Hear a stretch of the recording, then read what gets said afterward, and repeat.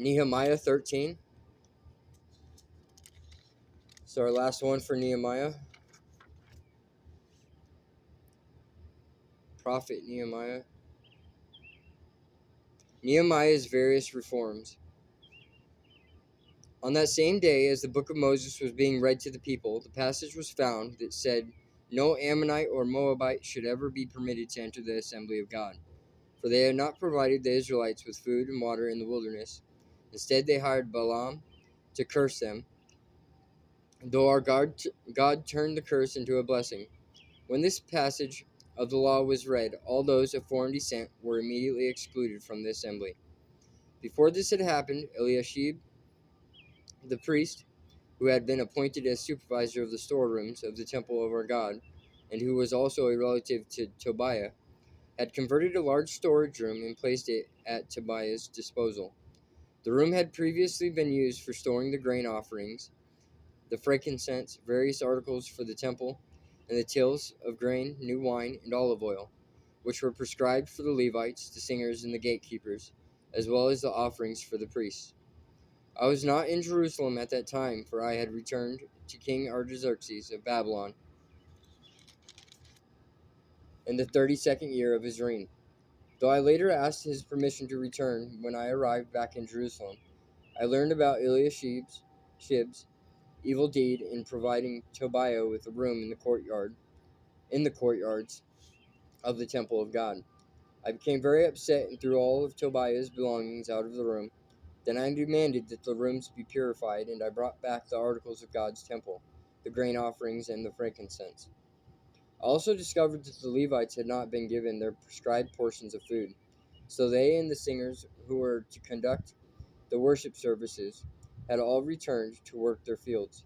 I immediately confronted the leaders and demanded, "Why has the temple of God been neglected?" Then I called all the Levites back again and restored them to their proper duties.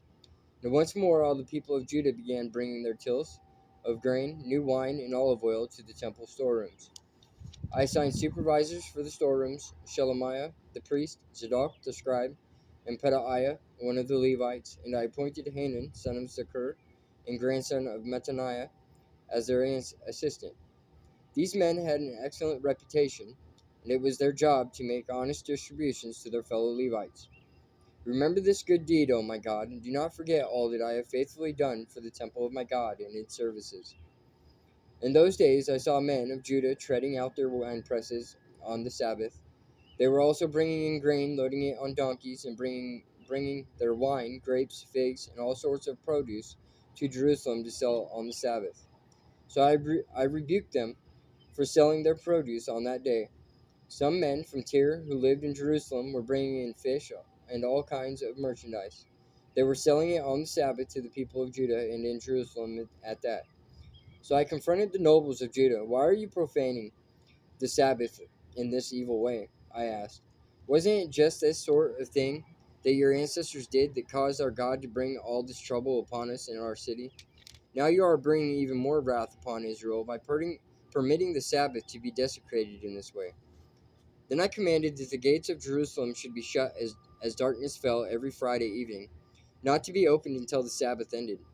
I sent some of my own servants to guard the gates so that no merchandise could be brought in on the Sabbath day.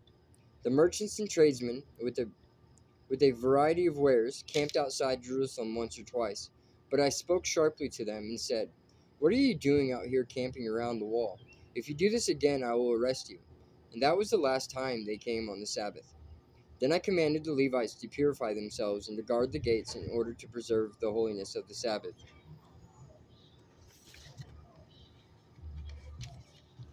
Remember this good deed also, my God. Have compassion on me according to your great and unfailing love. About the same time, I realized that some of the men of Judah had married women from Ashdod, Ammon, and Moab. Furthermore, half their children spoke the language of Ashdod, or of some other people, and could not speak the language of Judah at all. So I confronted them and called down curses on them. I beat some of them and pulled out their hair. I made them swear, in the name of God, that they would not let their children intermarry with the pagan people of the land. Wasn't this exactly what led King Solomon of Israel into sin? I demanded. There was no king from any nation who could compare to him, and God loved him and made him king over all Israel. But even he was led into sin by his foreign wives. How could you even think of committing this sinful deed and acting unfaithfully toward God by marrying foreign women? One of the sons of Joiada, son of Eliashib, the high priest, had married a daughter of Sanballat of the Horonite, so I banished him from my presence. Remember them, O my God, for they have defiled the priesthood and the solemn vows of the priests and Levites. So I purged out everything foreign and assigned tasks to the priests and Levites, making certain that each knew his work. I also made sure that the supply of wood for the altar and the first portions of the harvest were brought at the proper time. Remember this in my favor, O my God.